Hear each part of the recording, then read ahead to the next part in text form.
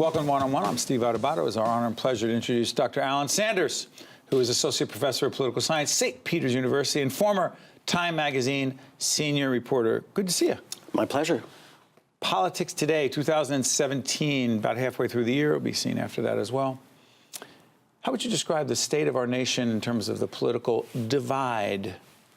Complicated question. Well, yeah, I mean, the simple answer is highly polarized. The left doesn't trust the right doesn't trust the left. The center is delicate, in some ways crumbling, and we're in a serious polarized environment right now. So we're doing this, and then let's just say the Trump administration has provided a whole range of interesting things to talk about. We're doing this literally on the same day that James Comey is testifying. Everyone's talking about it, but this will again be seen after. What impact has Donald Trump had on the political/media environment in this country? Well, he certainly put the media on the defensive, and he has put the media in a situation where it has to prove its trust.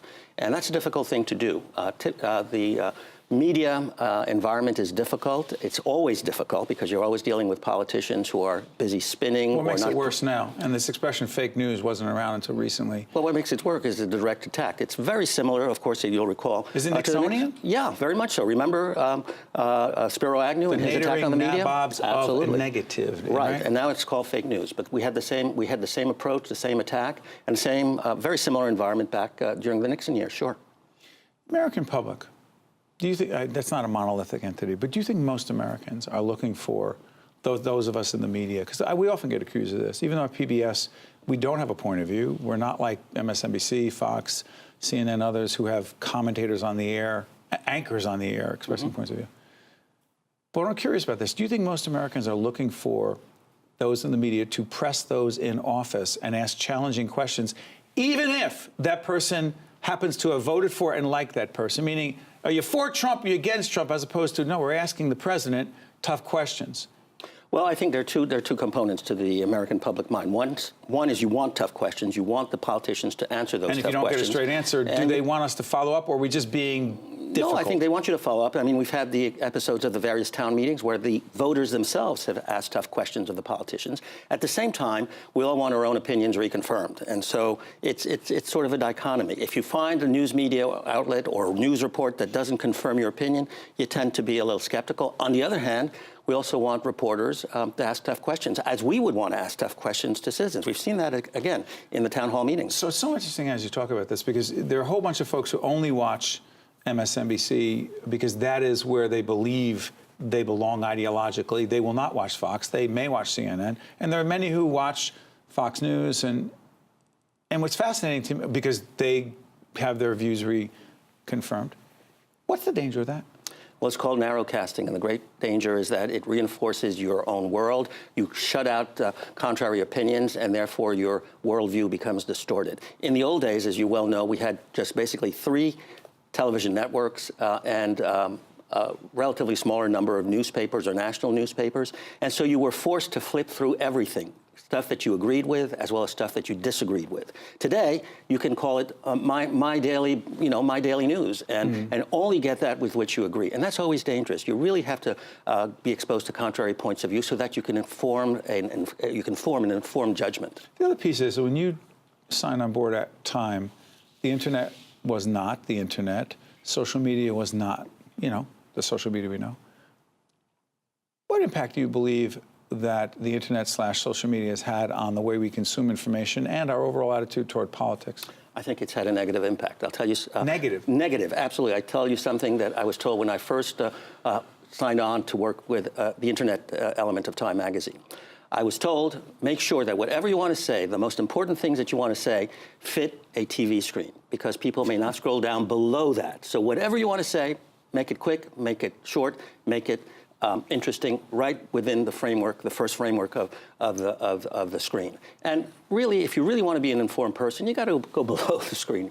You've got to look at things much deeper. Absolutely. By the way, is this what you teach at St. Peter's? I teach mass media, and sure, and I tell them absolutely take a look at things much more deeply, read widely. I'm a tough professor that insists that my students read, because that's really where you're going to get the real information. Question about. It's interesting how you're talking about media, how we get information. The monetizing of news, what does that mean? The monetizing, meaning money. Yeah, like if we're not making money with it, it can't be good. Sure. Well, that's the problem. I mean, understand that most of the media in the United States is privatized. So that's good because it's not under the thumb. You got us. But you also are getting funding from private corporations. We sure do. We disclose all that right up in front on the air. So, but you have a problem with that? No, but it creates a problem. This is the problem. The good news is, of course, that you're not depending on government funding. So, of course, you can be independent. But the bad news is you're always searching for an audience. And to do that, for many networks, for many news outlets, you're dealing with something called infotainment. You have to mix information together with an entertainment component. You've got to draw the readers in. You've got to draw the viewers or the listeners in. And so it needs to be a balanced approach. Some professional outfits do that, others don't. They focus more on the attainment than on the info. Yeah, but if politics is seen as largely quote-unquote entertainment, and some might argue that Donald Trump was very entertaining during the campaign in 2016, fair to say? Sure. What impact does that have for the future for candidates who know how to be, quote, entertaining in an election? We got these serious issues. Well, entertaining, of course, always depends on context. So Donald Trump can be entertaining by being different in the way that he's different. Or say outrageous things. Right. The next set of candidates can be entertaining by being entirely different. Explain that. Well, by being reasonable, by making a reasonable argument, by using sound bites to actually say what actually is truthful. Donald Trump has told us that he engages in truthful hyperbole. I mean, that's on record. Truthful hyperbole. Yeah, that's in his book. So because he exaggerates and because he embellishes, but he says it's a more interesting story. But it might be a less accurate story. It might make for a good business deal, but does it make for good diplomatic relations? Does it make for good relations with Congress? Let me ask you this one. I mean, I don't know if this happens at your university or in your private life. Is it my imagination, or is it fair to say that more and more Americans have a harder time talking to other Americans, whether they be friends, family, and others, about anything political because of how polarized we are? There are some friends who voted differently than I voted in the presidential election. I respect their point of view. But my God, the conversations I got into with them were heated, and I didn't want it to be that way. It was personal. It was. Am I making too much of this? No, I don't. I think you're not. I've heard that from many people, that the political conversations are more difficult, in part because of the climate that Donald Trump has created. Well, it's not. Let's be, because he created that environment. He exploited it. He's accused people of being all kinds of things, and he didn't create it, but he has exploited it and taken it to new and exaggerated heights. Sure. Now, he's not the only politician who does that, but he's the president of the United States.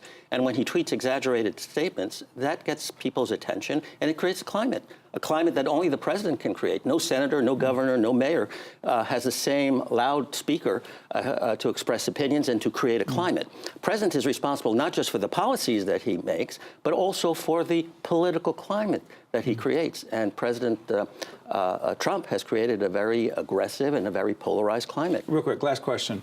How hopeful are you that we can go in a better, healthier direction in this country when it comes to the political discourse? I'm very hopeful because we have a system of checks and balances. And we've been through crises before. We've gotten through them. They've always been difficult, but we've always emerged a more successful and stronger country. Professor Alain Sanders, a retired lawyer, associate professor of political science at St. Peter's University, also former Time Magazine senior reporter. I want to thank you so much, Alain, for joining us on this most important topic that affects every American. Thank you very much. My pleasure. Stay right there. Thank you. We'll be right back right after this. Thank you. Thank you. One-on-One with Steve Adubato has been a production of the Caucus Educational Corporation, celebrating over 25 years of broadcast excellence. Funding for this edition of One-on-One with Steve Adubato has been provided by Choose New Jersey, Fedway Associates, Verizon, TD Bank, Johnson & Johnson, the Russell Berry Foundation, and by the New Jersey Education Association. Transportation provided by Airbrook Limousine, serving the metropolitan New York, New Jersey area. One-on-One with Steve Adubato has been produced in partnership with TriStar Studios.